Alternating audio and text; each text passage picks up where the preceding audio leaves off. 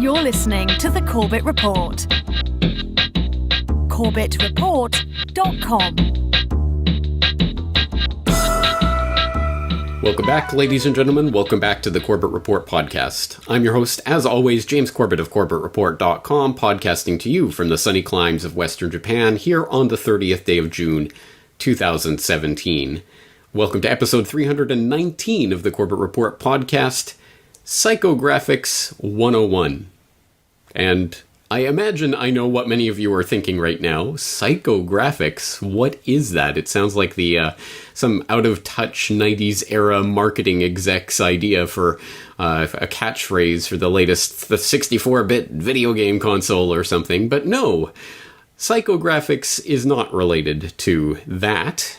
But if you are thinking in the line of marketing or advertising, you are in the right ballpark at least, because we've all heard of demographics. Well, psychographics is kind of like that, except much, much creepier. You've probably heard of demographics before. Demographics include information about how old people are, their gender, where they live, their level of education, and what industry they work in. If you know this information, you can market differently to various segments of your customers or potential buyers. But what conclusions can you really draw from demographics? Imagine you sell candles. These two people bought the same candle. One of them is a 25-year-old woman. The other is also a woman, but 65 years old. One lives in the Arizona desert. The other lives in coastal California. There isn't really a good way to market differently to these two people. We may try to make assumptions, but we don't really know why either of them are interested in candles. That's where psychographic segmentation comes in. Psychographics focuses more on why someone buys. For example, someone doesn't buy a candle just because they're a woman. But if you've learned that some of the women who buy your candles use them in home decorating, others buy them for gifts, and yet others simply enjoy the fragrance, now we can start to think about how we might speak to each desire differently. It's easy to assume you know why someone bought your product or services, but without knowing for sure, your messaging might not resonate with your customers. Say you think people buy your candles because of the high-quality wick, and you focus on that in your website and in your marketing materials, but many of your customers are buying for decoration and don't even burn the candle. You may be missing a lot of potential customers. An easy place to start is simply asking your customers what experience they want, what's important to them, what do they do in their free time, and how do they use your product.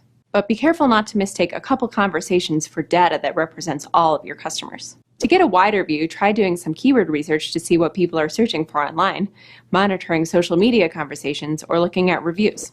To get really in-depth, consider sending a survey to your customers. Explain that you want to understand them better and make sure that the information you send them is relevant. When you send it to them, include options to rank what matters most, like scent, cost, or appearance, and also include open-ended questions like, why do you buy candles? Now you're well on your way to personalizing marketing for different segments of your customers. If you know which of your customers are gift givers, you can make sure they get emails around gift-giving holidays, like Mother's Day. You can write blog posts for your decorating customers with ideas and examples. Your website could organize candles by scent, like sweet or floral, for customers buying based on fragrance. Remember, the key to psychographics is getting past the basic demographics, getting to know who your customer really is and why they buy.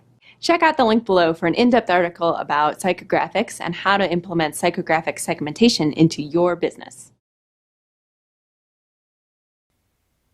Well, so far so relatively innocuous, right? I mean, after all, as that cheerful, colorful, cartoon-laden, edutaining propaganda video points out, psychographics is about marketing your candles to 65-year-old grannies in California and better understanding them, what motivates and drives them to buy your product so that you can better tailor your message to them. I mean, that sounds pretty harmless, right?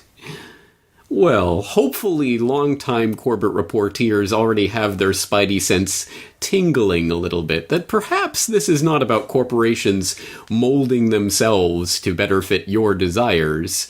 Maybe it's about molding you to better desire what various companies are selling. And perhaps this is not merely being used to market candles to 65-year-old grannies in California. Maybe this is a technique that is being used more widely for more nefarious purposes. Well, let's remove the maybe from that statement and delve into some of the specifics. And what we are dealing with here is a very interesting phenomenon that takes into account different spheres of psychological understanding manipulation that we have talked about in great detail separately here on the podcast in the past.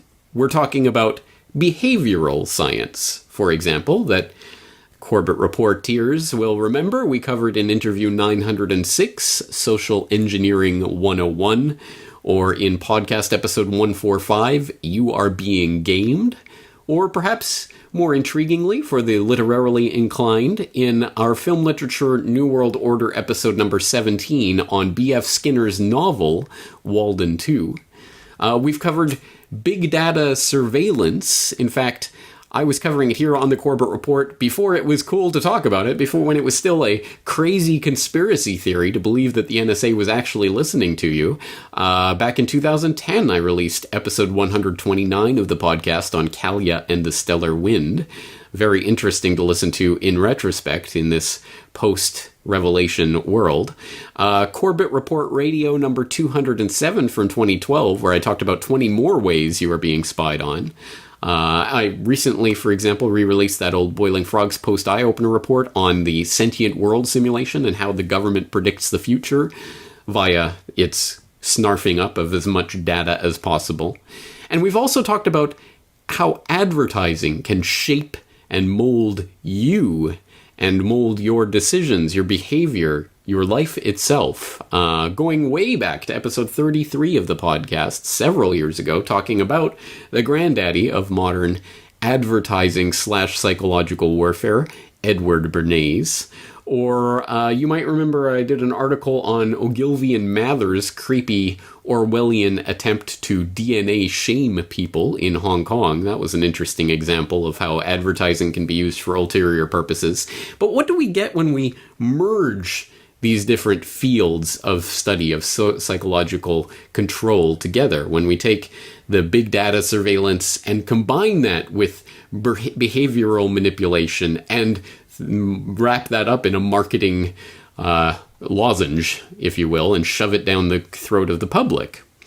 Well, you get something kind of like this. Ladies and gentlemen, it is a pleasure and a privilege to be here in Hamburg to speak to you about the evolution taking place in marketing and communications from madmen to mathmen, and particularly in conjunction with some of the work that we contributed to Donald Trump's presidential campaign. Throughout the presidential cycle in 2016, Trump was vocal about the fact that it is candidates and not technologies that win campaigns. And in this regard, we would absolutely agree with him. That said, I'd like to talk today about three technologies, three methodologies that are shaping the way that political campaigns and brand and communication campaigns are being delivered. The first of these is behavioral science. And probably the easiest way to explain this is through illustration. Were you lucky enough to own a private beach and you wanted to stop people from swimming in your piece of the ocean, you might put up this piece of advertising on the left. This is informational communication and seeks to inform attitudes. Conversely, you might seek to employ the piece of communication on the right. This is behavioral communication, and it seeks to probe an altogether deeper motivation. Clearly, the threat of being eaten by a shark is a very compelling argument to stop you swimming in the sea. Yet this is extremely difficult to do, and most advertising and communication agencies today still segment and target based on demographics, geographics, consumer and lifestyle attribution, and media consumption. But when you stop for just a moment and think about this, the idea of segmenting audiences, say, based on gender, is very ridiculous. The idea that all women should get the same message simply because of their sex, or all African Americans because of their ethnicity, or all old people, or rich people, or young people because of their demographics. It simply doesn't make sense. Clearly, your demographics, your geographics, your media consumption, your consumer and lifestyle attributes will influence the way that you see the world. But as important, or possibly more important, is personality, or psychographics. An understanding of personality is key because it is personality that informs decision-making, and clearly your decisions will drive the way that you vote or which products and services that you purchase. So at Cambridge, we've rolled out a very long-form quantitative instrument to probe the underlying traits that make up your personality. We use the cutting edge in experimental psychology. This is the OCEAN 5-factor personality model. OCEAN being an acronym for O, openness, how open you are to new experiences. Conscientiousness, how much you care about order and habits and planning in your life. Extroversion, how socially minded you are. Agreeableness, whether you tend to put your needs ahead of society and community, or vice versa. And finally, neuroticism, a measurement of how much you tend to worry. Why is this important? It's important because if you're targeting audiences purely on demographics, you might end up sending the same message to people who really have very different worldviews.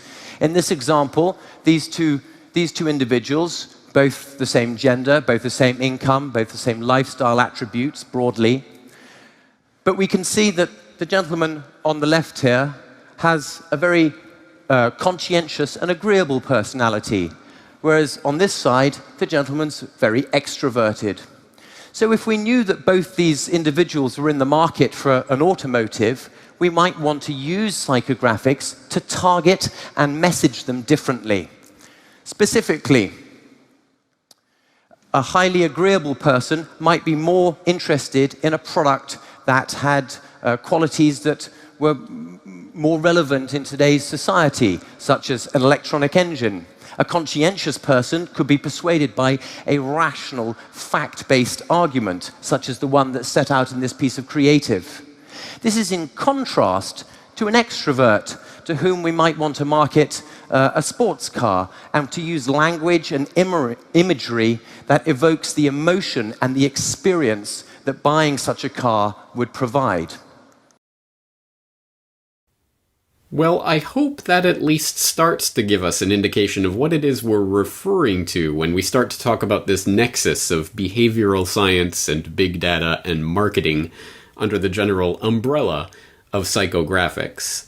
And that at least, that presentation at least puts a name and a face to this idea, as well as giving us some of the background of what companies do in this field. And for those who don't know, that was the CEO of a little company called Cambridge Analytica that you may have heard about over the last several months. If not, don't worry, we will go into much greater depth throughout this episode on Cambridge Analytica, but that's the CEO of the company, Alexander Nix, and specifically that was a presentation that he gave at something called the Online Marketing Rockstars Conference in Hamburg earlier this year. And again, I think my perceptive and tuned-in audience will not need a great deal of elaboration as to how this is a potentially very Orwellian and creepy business to be in, where Alexander Nix, for example, likes to brag that his company has 4,000 to 5,000 pieces of data on every single individual target in their database when they are setting out on a marketing campaign. And in the case where that marketing campaign is, say, the entirety of the United States, that means 4,000 to 5,000 pieces of data on every single adult living in the United States. That's a pretty tall order, and one that, of course, is only possible in our modern online 24/7 switched-on networked era, where of course, data is being collected from us on a daily basis, some of which we understand is being collected, like when you go to the store to buy a pack of batteries and they ask you for your name and address and email address and all of these details, your phone number, so they can enter it in their database. Well, of course, that data is being sold to companies like Cambridge